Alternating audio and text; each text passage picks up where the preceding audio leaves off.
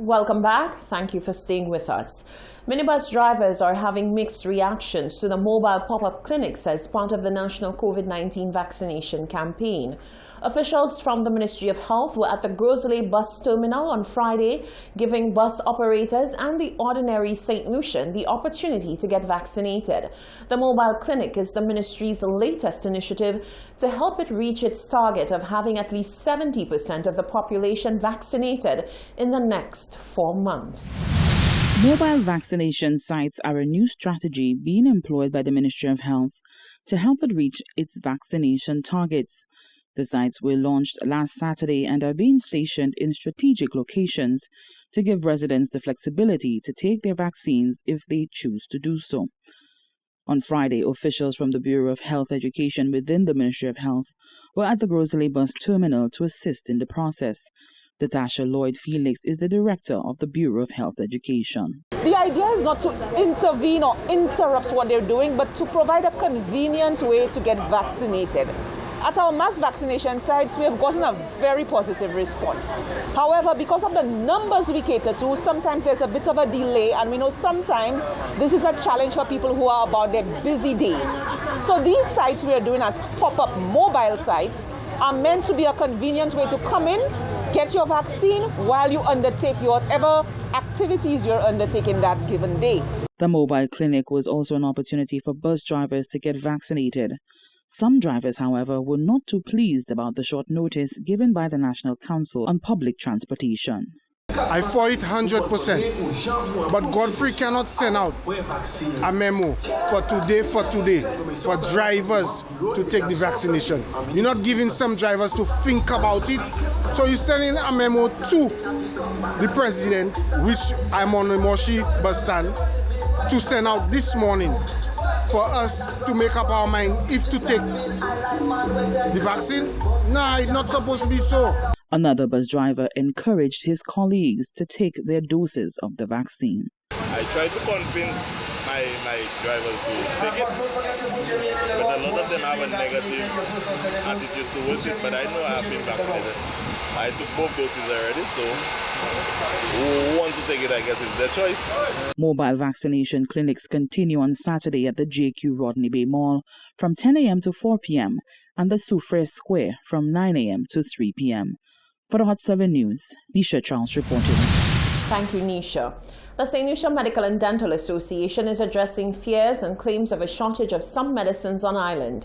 The president of the SLMDA, Dr. Merle Clark, says while some hospitals may not have certain drugs at this time, public pharmacies still do. She explained that the reason for the slowdown in receiving certain drugs is as a result of external forces, such as the COVID crisis in India.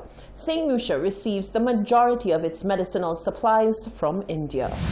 There are fears that with COVID surges gripping certain parts of the world, in particular India, medicine supplies to developing nations may be impacted. Some complaints have been lodged about a scarcity of some medicines at hospitals. The St. Lucia Medical and Dental Association says there has been no official word of any shortages in the public or private sector. President of the SLMDA, Dr. Merle Clark, says, however, she has heard customers complain that they are unable to source certain medicines for chronic diseases such as diabetes. I can't say that we on the ground as physicians have been getting very many complaints from our patients, which tends to happen when there is a shortage, particularly in the public sector. I think I heard some issues with metformin, which is an anti-diabetic drug, generally the first line in type 2 diabetes, particularly in obese patients.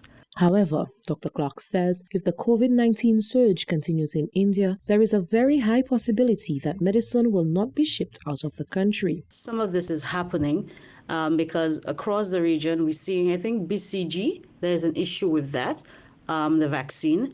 And there are some other niggling issues that, in a sense, were expected at the beginning of the pandemic. But with what's happening in India, you are seeing an intensification of this, and it's not necessarily just medication, but equipment and supplies.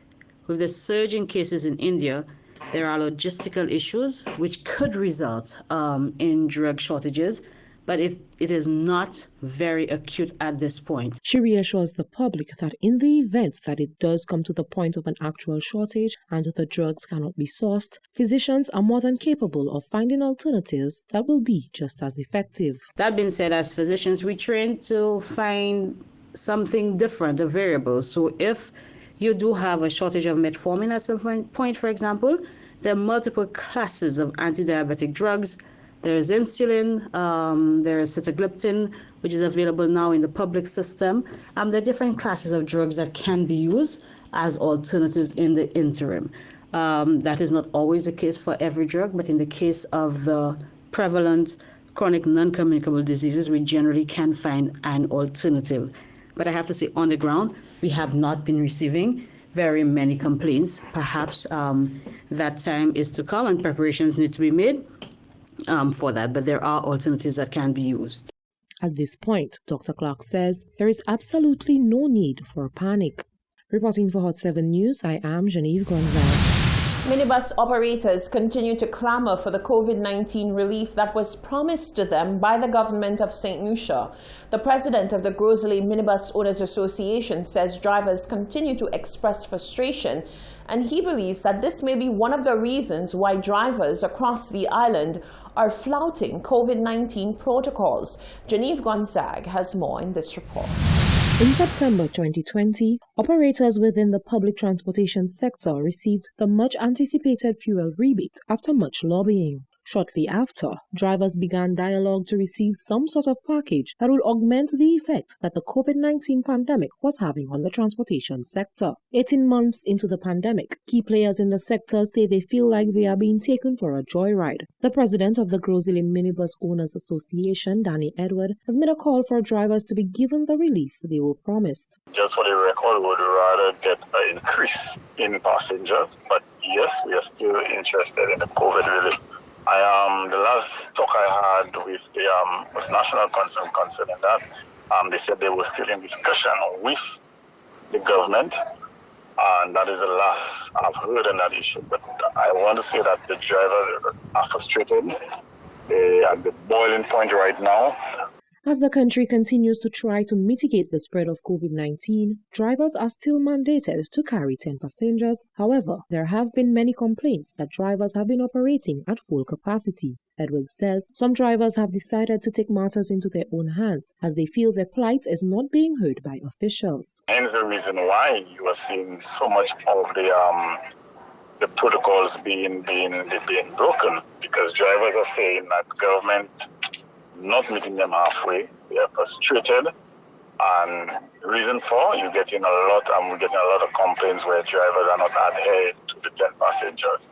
But it's also the responsibility of the ministry and the police to police these protocols. We are not law enforcers as an association. That is the job of the ministry and the police. But what I could say, based on the interaction with the drivers on the ground, a lot of these protocols are being broken because of the empty promises from the government. That I know for sure, because when I speak to the drivers, when I caution them, these are some of the answers, the response that I'm getting from the operators, that we will promise COVID relief up to now. As the vaccination campaign continues, the president of the association says he continues to encourage his drivers to get inoculated in a bid to ensure they are able to return to some sense of normalcy. Yeah, well, as we speak right now, there is a vaccination site on our bus stop, and I encourage the drivers to take the vaccine. I could see a few drivers are taking the vaccine. So so the government will have to do their part to try to encourage the population to take the vaccine. We as an association, we could only do so much, but yes, I am encouraging the drivers to take the vaccine. He says until the plight of operators are heard, drivers will continue flouting protocols and agitating for what they believe they deserve. Reporting for Hot 7 News, I am Genevieve Gonzalez. Even as some Caribbean countries relax entry protocols for travelers who are fully vaccinated against COVID-19, the Pan American Health Organization, PAHO, has strongly advised against going that route. The PAHO Director of Health Emergencies on Wednesday said that the World Health Organization, WHO, and PAHO do not agree with relaxing measures, since people who are fully vaccinated can still contract and spread the virus. St. Lucia's chief medical officer was recently asked about that very topic and said that the jury was still out on how St. Lucia will respond. We are discussing, looking at what the possible risks are. We are still in the discussion phase on that to ensure that whatever recommendations are made, a proper balance of health and safety, and to reduce the inconvenience that the 14-day quarantine has put in place. So a lot of research is still being done. We await information on what the transmission of COVID-19 for someone who is fully vaccinated is. As usual, we look at the data, we look at the research, and we provide recommendations and discuss, ensuring that whatever risk is put, and there's always a risk in every measure that's put in, that the country is able to manage that risk in a very safe way to reduce any impact that it may have on the population. Many Caribbean governments have relaxed protocols for fully vaccinated people entering their territories. Although such individuals are still required to arrive with a negative PCR test, their quarantine period has been reduced. As the nation prepares to participate in a day of national prayer and fasting on Monday, the leaders of various churches have come out to pledge their support. The leaders say all are welcome to pray. However, those who already have proper spiritual grounding need to use the day to intercede on behalf of those who need it most. Monday, May 24th has been declared by the government of St. Lucia as a national day of prayer and fasting from 6 a.m. to 6 p.m. All St. Lucians, both at home and abroad, have been called on to come together in reflection and the spirit of togetherness. In an effort to help prepare the nation for Monday, various religious leaders came out to show their support for the move to encourage the nation in prayer.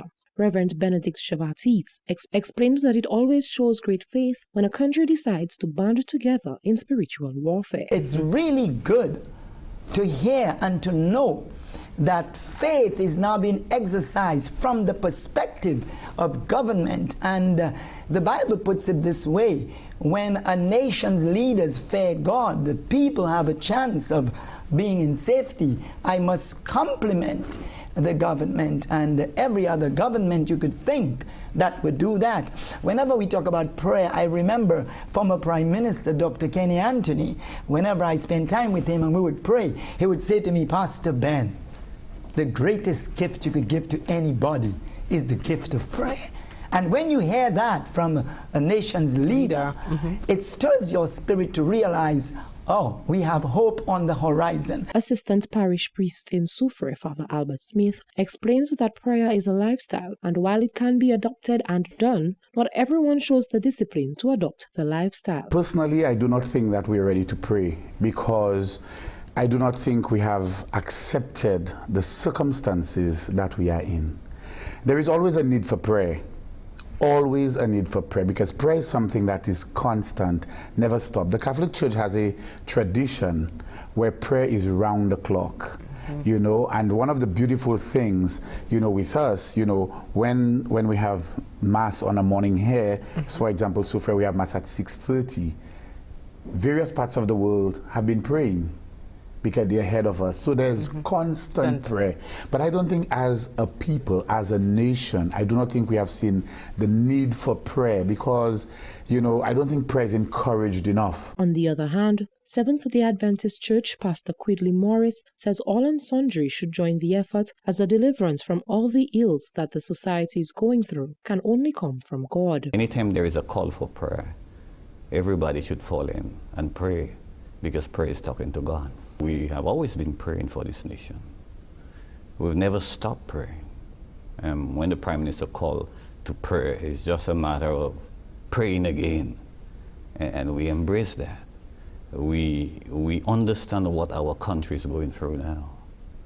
And I must say that what is happening to us today, the social issues that come out of COVID itself, and even before COVID, the gunslinging, man, we're in a terrible place.